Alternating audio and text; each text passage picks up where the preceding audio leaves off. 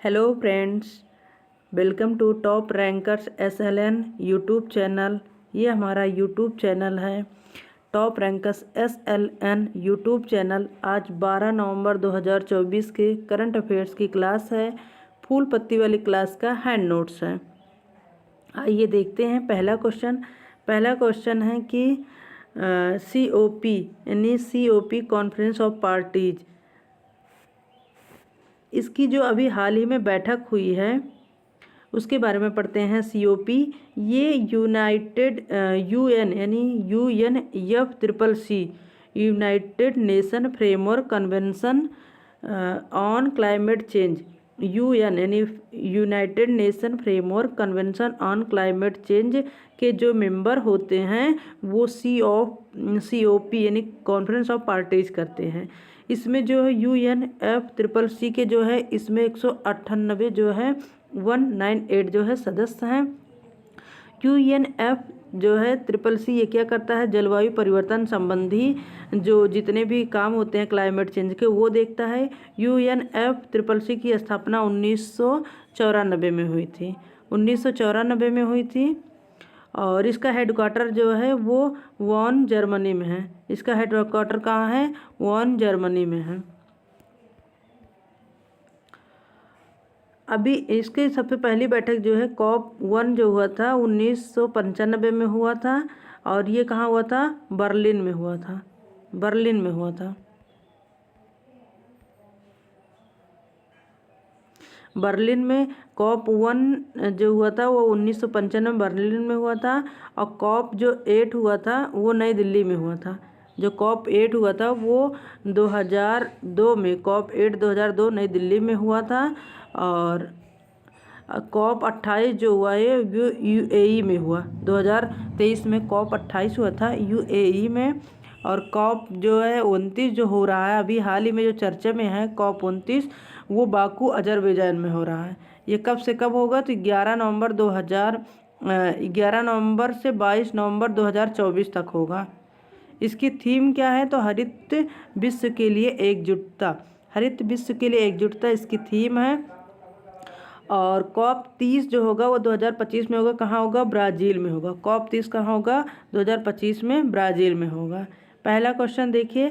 और ये COP जो 29 होगा अभी हाल ही में हो रहा, बाकू अजरबैजान में हो रहा। 28 वाला UAE में हुआ था, पहला वाला बर्लिन में हुआ था 1995 में और COP 8 2002 में जो हुआ था नई दिल्ली में हुआ था।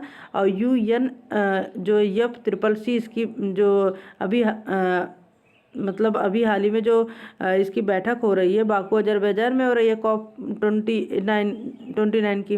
और इसकी स्थापना जो हुई थी 1994 में हुई थी। इसका हेडक्वार्टर वॉन जर्मनी में है और 2025 में जो होगा COP 30 वो होगा ब्राज़ील में होगा।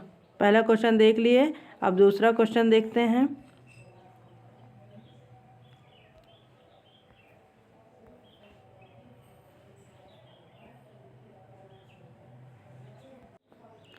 दूसरा क्वेश्चन देखते हैं। बिम्स्टेक ऊर्जा केंद्र की स्थापना, बिम्स्टेक ऊर्जा केंद्र की स्थापना बेंगलुरु कर्नाटक में हो रहा है। ये विदेश मंत्रालय के तहत जारी किया जा रहा है।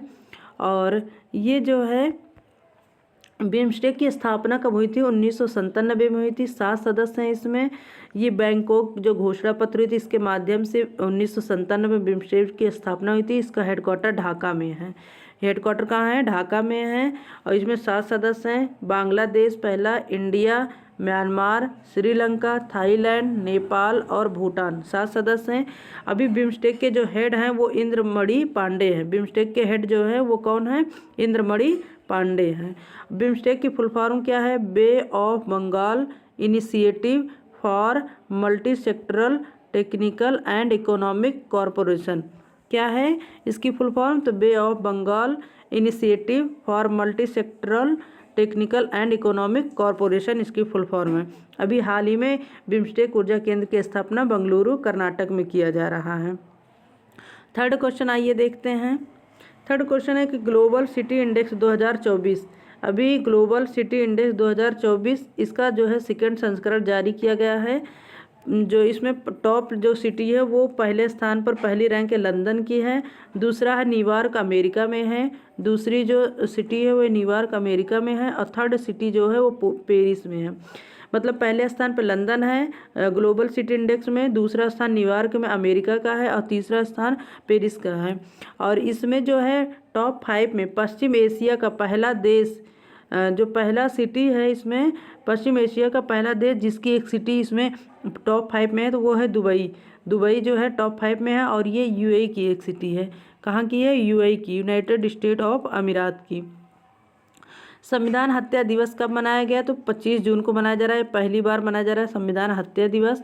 और एग्री जो श्योर लॉन्च किया है, एग्री श्योर वो नाबार्ड ने लॉन्च किया है, नाबार्ड ने एग्री श्योर लॉन्च किया है। चौथा क्वेश्चन देखते हैं कि राष्ट्रीय शिक्षा दिवस ये कब मनाया गया? 11 नवंबर को मनाया गया। राष्ट्रीय शिक्षा दिवस मनाने की घोषणा 2008 में हुई थी। ये मौलाना अबुल कलाम आज़ाद जो है उनके जन्मदिन के उपलक्ष्य में मनाया जाता है। मौलाना अबुल कलाम आज़ाद के जन्मदिन पर ही क्यों मनाया जाता है? क्योंकि जो है इनका इसी दिन जो है जन्म हुआ था और ये जो है स्वतंत्र भारत के पहले शिक्षा मंत्री थे, इसलिए राष्ट्रीय शिक्षा दिवस 11 नवंबर को मनाया जाता है। स्वतंत्र भारत के पहले शिक्षा मंत्री थे।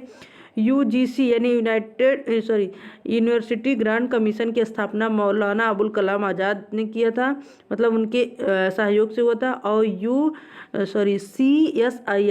CSIR यानी council for scientific industrial research जो है इसकी भी, और यूजीसी, CSIR और यूजीसी की स्थापना में सहयोग कौन दिया था? मौलाना अबुल कलाम आज़ाद ने दिया था।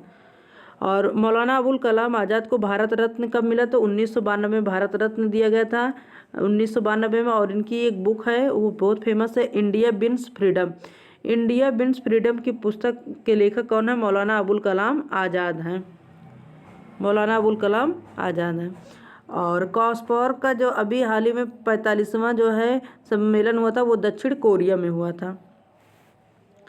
पांचवा क्वेश्चन है कि महिला टेनिस एसोसिएशन की बिली जीन किंग ट्रॉफी, कौन सी trophy? Billie Jean King trophy का खिताब कौन जीता है?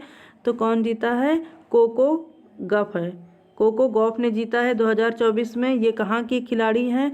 ये टेनिस प्लेयर हैं, महिला टेनिस प्लेयर, ये अमेरिका की हैं, यूएसए की हैं। महिला टेनिस एसोसिएशन ने बिली जीन किंग ट्रॉफी का खिताब जीता है। ये किसको हराई? चीन की जो है झेंग किनसेन को हराई, चीन की झेंग किनसेन को हराई।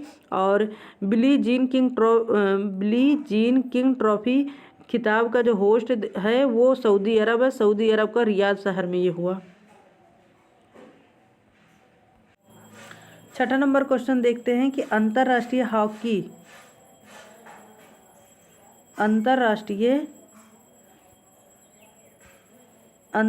हॉकी महासंघ के अध्यक्ष अभी हाल ही में कौन बने हैं? दोबारा रीइलेक्ट हुए हैं तैयब इकराम। कौन हुए हैं? तैयब इकराम हुए हैं अंतर्राष्ट्रीय हॉकी महासंघ के अध्यक्ष, रीइलेक्ट हुए। ये पाकिस्तान के हैं। अंतर्राष्ट्रीय हॉकी महासंघ की स्थापना 1924 में हुई, इसका हेडक्वार्टर लुसाने में है।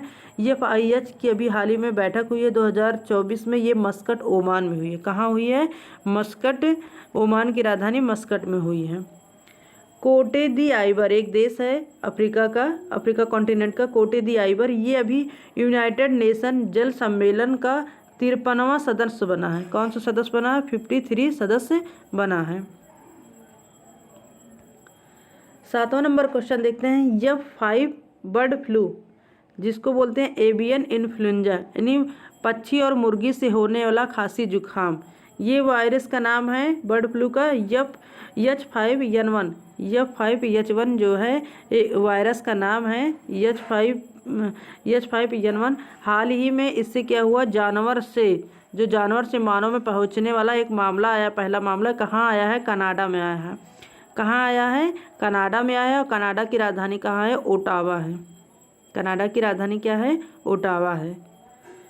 गांधी मंडेला पुरस्कार 2020 में, ये 2020 का पुरस्कार लेकिन अभी हाल ही में प्रदान किया गया। गांधी मंडेला पुरस्कार 2020 इनको किसको मिला है? रिगोबर्टा बेंचू को ये प्रदान किया गया। 8वां नंबर क्वेश्चन देखते हैं, पंडित राम नारायण। पंडित राम नारायण का भी हाल ही में निधन हो गया। ये कौन थे? पंडित राम नारायण जो है प्रसिद्ध सारंगी वादक थे। इन्होंने गायकी अंग नामक एक नई शैली विकसित की थी। गायकी अंग नामक एक नई शैली विकसित की थी। पंडित राम नारायण जो है प्रसिद्ध सारंगी वादक थे। इनका भी हाल ही में निधन हो गया। इनका जो जन्म हुआ था उदयपुर राजस्थान में हुआ था। इनको पद्म विभूषण अवार्ड भी मिला था, 2005 में इनको प्रदान किया गया था।